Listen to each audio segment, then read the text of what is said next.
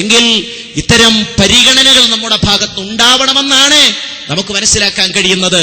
നോക്കൂ, ലോകത്തിന്റെ പ്രവാചകൻ സല്ലല്ലാഹു അലൈഹി വസല്ലം സമൂഹത്തിൽ പ്രയാസം അനുഭവിക്കുന്ന, സമൂഹത്തിലെ രോഗികളായി കിടക്കുന്ന, വിഷമം സഹിച്ചു കിടക്കുന്ന ആളുകളെയൊക്കെ വിളിക്കുകയും അവരെ പുറത്ത് തലോടുകയും തലയിൽ കൈവച്ചുകൊണ്ട് പ്രാർത്ഥിക്കുകയും ഒക്കെ ചെയ്തതായി എത്രയോ നമുക്ക് കാണാൻ കഴിയും. ഒരു സംഭവം നിങ്ങൾ നോക്കൂ.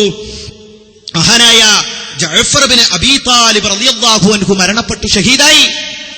ആ ജഅഫർ ബിൻ അബീ താലിബ് റളിയല്ലാഹു അൻഹുവിന് 2 പിഞ്ചോമന മക്കളാണ്. ഒരു വിധവയും 2 പിഞ്ചോമന മക്കളും. അല്ലാഹുവിന്റെ റസൂൽ സല്ലല്ലാഹു അലൈഹി വസല്ലമയെ വല്ലാതെ വേദനിപ്പിച്ച സംഭവമാണ്. മഹാനായ ജഅഫർ ബിൻ അബീ താലിബ് റളിയല്ലാഹു അൻഹുവിന്റെ മരണം പ്രവാചകന്റെ ഹൃദയത്തിൽ വല്ലാത്ത നീറ്റലുണ്ടായി. പ്രവാചകൻ സല്ലല്ലാഹു അലൈഹി വസല്ലമ 3 ദിവസം കഴിഞ്ഞതിന് ശേഷം മഹാനായ ജഅഫർ ബിൻ അബീ താലിബ് റളിയല്ലാഹു അൻഹുവിന്റെ വീട്ടിലേക്ക് ചെല്ലുന്നു. നീറ്റലോടുകൂടി പ്രവാചകൻ സല്ലല്ലാഹു അലൈഹി വസല്ലം ആ 2 പൈതങ്ങളെ അല്ലാഹുവിന്റെ റസൂലിന്റെ ചാരത്തേക്ക് അണച്ചു നിർത്തിക്കൊണ്ട് ഒപ്പമുണ്ടായിരുന്നവരോട് പറഞ്ഞു, ഈ കുഞ്ഞുമക്കളുടെ മുടിയെടുക്കുക, ഈ കുഞ്ഞുമക്കളുടെ മുടി നിങ്ങൾ വടിക്കുക. എന്നിട്ട് അല്ലാഹുവിന്റെ റസൂൽ സല്ലല്ലാഹു അലൈഹി വസല്ലമയുടെ അടുക്കലേക്ക് സ്വഹാബാക്കള് ഈ കുഞ്ഞുമക്കളെ ഇങ്ങനെ ചേർത്ത് നിർത്തിയപ്പോ അല്ലാഹുവിന്റെ റസൂൽ പറഞ്ഞു, അമ്മാ മുഹമ്മദുൻ ഫശബീഹു അമ്മിനാ അബീ താലിബ്. ഈ കുഞ്ഞുമോൻ മുഹമ്മദ് ഉണ്ടല്ലോ, ഈ മുഹമ്മദിന്റെ രൂപം നമ്മുടെ എളാപ്പയായ അബൂ താലിബിന്റെ പോലെ തന്നെയുണ്ട്. ഈ മുഹമ്മദ് നമ്മുടെ അബൂ താലിബിന്റെ അതേ ഛായയിലാണ്. ആ കുഞ്ഞുമോനെങ്ങനെ ചാരത്ത് പിടിച്ചു നിർത്തിക്കൊണ്ട് ലോകത്തിന്റെ പ്രവാചകം പറയുകയാണ്. നോക്കൂ നിങ്ങള്, മഹാനായ റസൂലുള്ളാഹി സ്വല്ലല്ലാഹു അലൈഹി വസല്ലം പറഞ്ഞു, അമ്മാ അബ്ദുല്ലാഹ് ഫശബീഹു ഖൽഖി വഖുൽഖി. ഈ അബ്ദുള്ളയുണ്ടല്ലോ, അവൻ എന്റെ ഛായയാണ്, എന്റെ സ്വഭാവമാണ്. അബ്ദുള്ള എന്റെ ഛായയാണ്, എന്റെ സ്വഭാവമാണ്. ആ കുഞ്ഞുമക്കളെ ഇങ്ങനെ അല്ലാഹുവിന്റെ റസൂൽ ഇങ്ങനെ അണച്ചുകൂട്ടിക്കൊണ്ട് പറയുന്ന വാക്കുകൾ കണ്ണീരോട് കൂടിയല്ലാതെ മുസൽമാൻ നമുക്ക് വായിക്കാൻ കഴിയില്ല.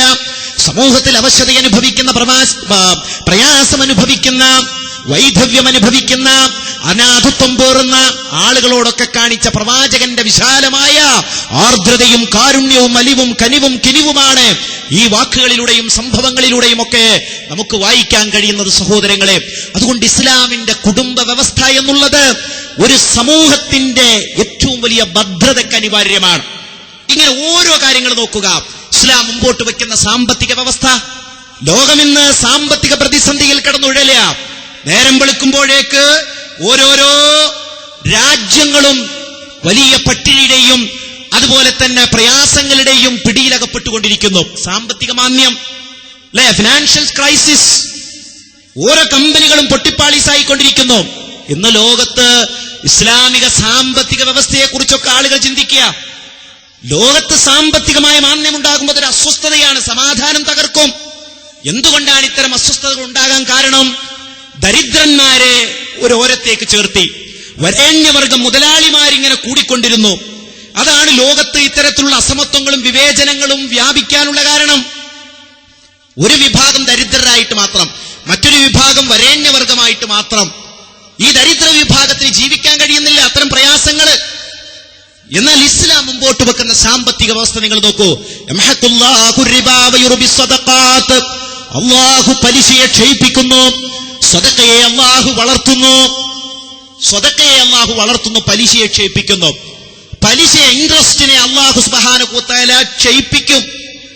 അതിന്റെ അടിപ്പടവിൽ, അതിന്റെ അടിക്കലിൽ ഉയർത്തപ്പെട്ട ഏത് വ്യവസ്ഥയുണ്ടോ ആ വ്യവസ്ഥകളെല്ലാം തന്നെ ദുർബലമാണ്. ഇന്ന് ലോകത്തിന്റെ സാമ്പത്തിക വ്യവസ്ഥയ്ക്ക് ഉലച്ചിൽ തട്ടാനുള്ള കാരണം അതാ, പലിശയിലാണൊക്കെ. ഒരു വ്യക്തിയായാലും കുടുംബമായാലും രാജ്യമായാലും പലിശയിലേക്ക് പോകുമ്പോൾ അവിടെ സ്വസ്ഥതയും സമാധാനവും നഷ്ടപ്പെടുന്നു. എന്നാൽ ഇസ്ലാം വിവേചനങ്ങൾ ഇല്ലാതാക്കുന്നു. ഇസ്ലാം പഠിപ്പിക്കുന്ന സക്കാത്ത്, ഇസ്ലാം പഠിപ്പിക്കുന്ന സ്വതക്ക, അത് വ്യവസ്ഥാപിതമായ ഒരു സമൂഹത്തിൽ നടപ്പിലാക്കുകയാണെങ്കിൽ വളരെ ആസൂത്രിതമായി കൊണ്ട് നമുക്ക് ദാരിദ്ര്യത്തെ തുടച്ചു നീക്കാൻ കഴിയുമെന്നാണ് ചരിത്രം തെളിയിച്ചു തരുന്നത്. അപ്പൊ ഇസ്ലാം മുമ്പോട്ട് വെക്കുന്ന സാമ്പത്തിക വ്യവസ്ഥ അത്രമേൽ ഭദ്രമാണ്, അത്രമേൽ ഭദ്രമാണ്. അതുപോലെ ഇസ്ലാം പഠിപ്പിക്കുന്ന വിശ്വാസങ്ങള്, ഇസ്ലാം പഠിപ്പിക്കുന്ന വിശ്വാസം ഏകനായ സൃഷ്ടാവിനെ മാത്രമേ ആരാധിക്കാവൂ.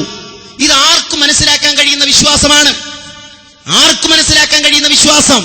അത് സ്വസ്ഥതയും സമാധാനവുമാണ് ലോകത്തുണ്ടാക്കുക. കാരണം ലോകത്തിന്ന് സംഘട്ടനങ്ങളും അതുപോലെ തന്നെ യുദ്ധങ്ങളുമൊക്കെ പടരാനുള്ള ഹേതു എന്താണ്? മതങ്ങളുടെ പേരിൽ, അതുപോലെ ഇസങ്ങളുടെ പേരിലൊക്കെ മനുഷ്യർ പരസ്പരം തമ്മിലടിക്കുന്നതാണ്. എന്നാൽ ഈ പ്രപഞ്ചനാഥനായ അള്ളാഹുവിനെ മാത്രം ആരാധിക്കുന്നതിലേക്ക് ആളുകൾ ഉയർന്നാൽ സർവ്വവിഭാഗീയതകളുടെയും വേരെറുക്കാൻ നമുക്ക് സാധിക്കും. അപ്പൊ ഇസ്ലാം പഠിപ്പിക്കുന്ന വിശ്വാസം എന്നുള്ളത് സമാധാനത്തിന്റെയും ശാന്തിയുടെയും മഹാവഴിയാണ് നമുക്ക് വെട്ടിത്തരുന്നത്.